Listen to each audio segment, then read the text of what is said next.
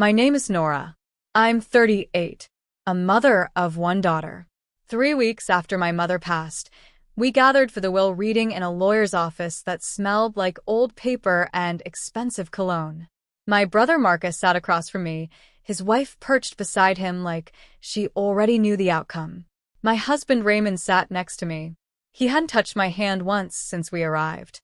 The lawyer cleared his throat. The Silverstone Residences, a portfolio of 4 rental apartments in the city center, will go to Marcus.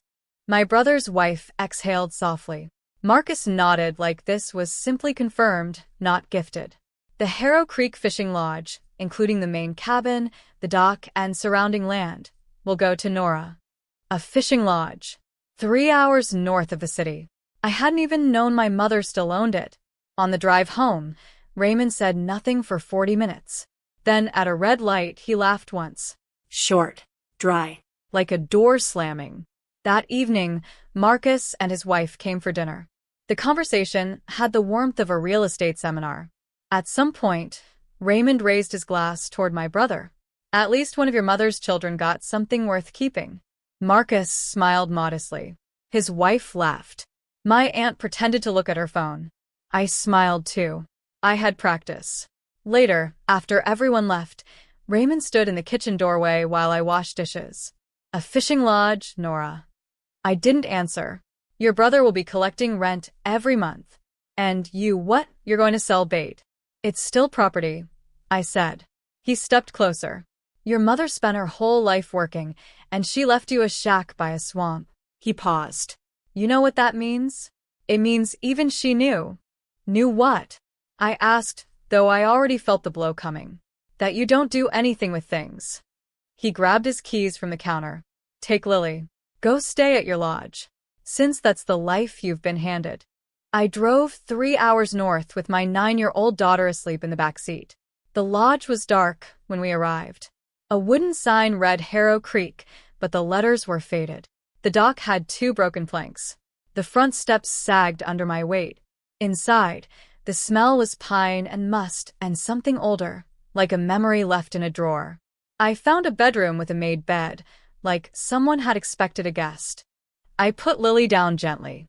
She didn't wake. I stood in the main room for a long time. This was not the life I had built toward. Not after 12 years of marriage. Not after working part-time so Raymond could finish his MBA. Not after giving up the photography career I told myself I'd get back to soon. Around 1 a.m., I walked to the small office room near the back of the cabin. A desk. An old rotary phone. A filing cabinet painted forest green. I started opening drawers. Old guest logs. A laminated fishing license from 2009. A coffee-stained map. Then the bottom drawer. It was heavier than it looked. Inside, a sealed envelope with my name on it, handwritten in my mother's careful cursive, sitting on top of a thick folder of documents.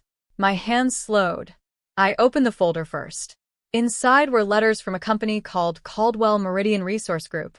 Several of them. The most recent was dated just 2 months ago. My mother had been sick by then.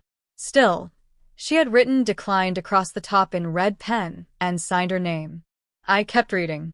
The letters described something called the Northern Corridor Rail Extension, a provincial infrastructure project that would cut a new passenger and freight line through the region. The planned route ran directly along Harrow Creek's eastern boundary.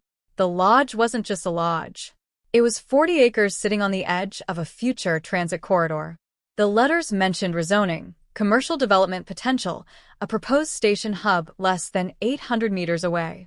My mother had been offered significant money, twice.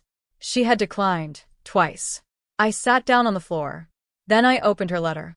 Nora, if you're reading this, I'm already gone, and I imagine the room wasn't kind to you today. I need you to understand something. I didn't give you the lodge because it was all that was left. I gave it to you because it is the most valuable thing I owned, and you are the only one who would steelman it rather than sell it. Marcus sees numbers. You see possibility. That's not a flaw. It's the thing that has always made you different. The rail project will be approved. I've spoken to 3 people who know. When the corridor opens, that land becomes a gateway. Not a cabin. A gateway. Don't sell immediately. Read the zoning documents in the back of the folder. Get a land consultant. And please trust yourself the way I always have. The creek is still beautiful in October. Take Lily fishing before the cranes arrive. Mom. I didn't sleep. By morning, I had read every document twice. I called the provincial planning office when they opened. The rail extension had been approved 6 weeks ago. Environmental review passed. Groundbreaking was scheduled for the following spring. I called Caldwell Meridian. A woman named Patricia answered. When I gave the property address, she went quiet for a moment.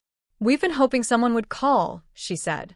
We scheduled a meeting for the following Wednesday. Raymond called Thursday. "Have you thought about what you're doing?" "Yes," I said. "Nora, be realistic. You can't live on sentiment." I watched Lily through the cabin window. She was throwing sticks into the creek, delighted by the sound. "You're right," I said. "I can't." The Caldwell Meridian team arrived in 2 cars. 3 people. They didn't look at the broken dock or the sagging steps. They looked at the land, the space, the slope, the creek boundary, the distance to the projected station site. We talked for 2 hours. When Patricia slid the offer document across the table, I read the number slowly. It was more than Raymond's business had grossed in 5 years. More than Marcus's apartment portfolio would earn in a decade. "I'll need a week," I said. 2 weeks later, I invited Raymond and Marcus to dinner at a restaurant in the city. My treat. Raymond arrived looking like a man who had prepared a lecture. Marcus brought his wife, who asked twice how I was adjusting to remote life. "It must be very rustic," she said, cutting her steak. "It has its charms," I said.